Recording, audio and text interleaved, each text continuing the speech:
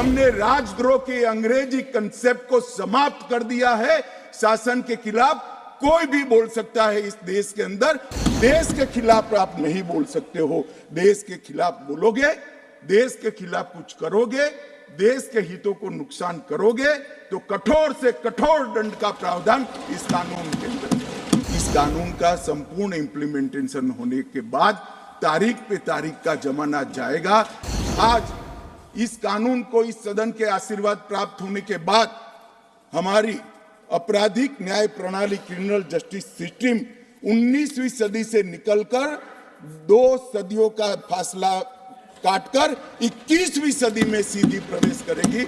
आज कश्मीर से कन्याकुमारी और द्वारका से लेकर कामाख्या तक इस कानून के आने के बाद एक ही प्रकार की न्याय प्रणाली का चलेगी। इस कानून से राज्यद्रोह अब देशद्रोह के अंदर बदल गया है।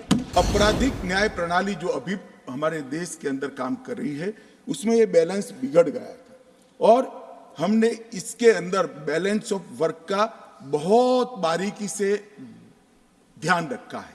अगर मैनेजमेंट के विद्यार्थी इसको बारीकी से देखेंगे, मैनेजमेंट के विज्ञान के हिसाब से देखेंगे तो उनको मालूम पड़ेगा कि बैलेंस ऑफ वर्क को कितना फाइन ट्यून कर कर ये कानून के अंदर हमने प्रस्तावित करने का प्रयास किया है। और मान्यवर, मैं आपको और आपके माध्यम से सदन को और सदन के माध्यम से पूरे देश की जनता को विश्वास दिलाना चाहता हूं, इस कानून का संपूर्ण इंप्लीमेंटेशन होने के बाद तारीख पे तारीख का जमाना जाएगा। 3 साल में किसी भी विक्टिम को न्याय मिल जाए ऐसी न्याय प्रणाली इस देश के अंदर प्रस्तावित होगी।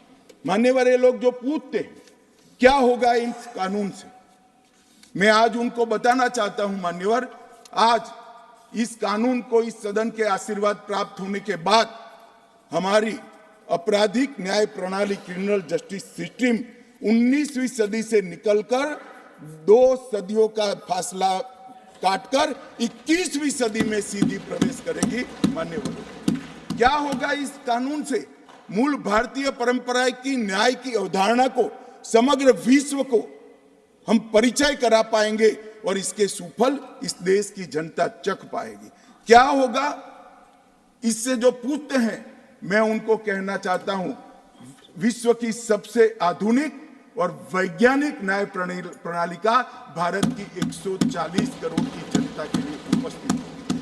क्या होगा इस कानून से जो पूछते हैं उनको मैं बताना चाहता हूं कि आज जो विद्यमान है वो सारी तकनीक और आने वाले 100 साल तक जो तकनीक आगे बढ़ सकती है वो सारी तकनीक को सिर्फ रूल्स में परिवर्तन कर कर समाहित किया जाए, इतनी दूरदृष्टि के साथ तकनीक को इस कानून के अंदर समाहित किया गया। जो पूछते हैं क्या होगा इस कानून से, मैं उनको कहना चाहता हूं कि 7 साल से ज्यादा सजा है वो सभी घृणित अपराधों के लिए हमने फोरेंसिक साइंस लेबोरेटरी की विजिट को कंपलसरी किया है, जिससे कन्विक्शन रेशियो के अंदर बढ़ावा होगा।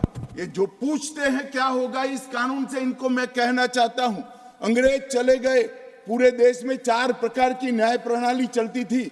आज कश्मीर से कन्याकुमारी और द्वारका से लेकर कामाख्या तक इस कानून के आने के बाद एक ही प्रकार की न्याय प्रणाली का चलेगी। मान्यवर, ये पूछते हैं क्या होगा, मैं इनको बताना चाहता हूं, महिलाओं के अधिकारों की रक्षा की बात थी, वो आप विदेश से आए हुए कंसेप्ट और एनजीओ को थोपे गए विचारों से करते थे।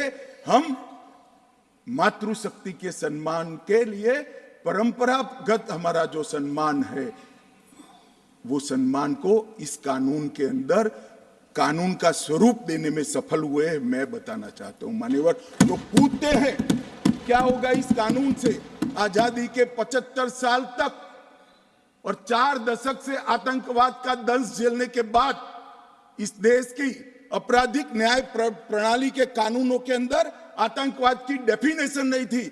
नरेंद्र मोदी जी ने जीरो टॉलरेंस टुवर्ड आतंकवाद का परिचय कराते हुए टेररिज्म की डेफिनेशन को इसके अंदर शामिल किया है। मान्यवर, जो पूछते हैं कि इस कानून से क्या होगा, मैं उनको बताना चाहता हूं कि इस कानून से राज्यद्रोह अब देशद्रोह के अंदर बदल गया है। राज्य के शासन की रक्षा के लिए एक जमाना था जब ब्रिटिश ताज का इस देश के अंदर शासन था मान्यवर, रानी के खिलाफ कोई आवाज नहीं कर सकता, फांसी पे चढ़ा दिए जाए। महात्मा गांधी हो, तिलक महाराज हो, वीर सावरकर हो, वो राजद्रोह के कानून में कई साल जेल में रखे और आपने भी इसका उपयोग बखूबी किया। इमरजेंसी के अंदर ढेर सारे लोगों को जेल में डाल दिया, ढेर सारे विपक्ष के नेताओं। मान्यवर, हमने राजद्रोह के अंग्रेजी कंसेप्ट को समाप्त कर दिया है।